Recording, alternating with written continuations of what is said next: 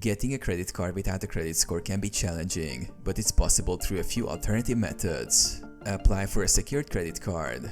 Secured credit cards are one of the easiest ways to build credit without an existing credit score. You will need to make a deposit, which serves as your credit limit. As you use the card responsibly, the credit issuer will report your activity to the credit bureaus, helping you build credit. Consider a student credit card.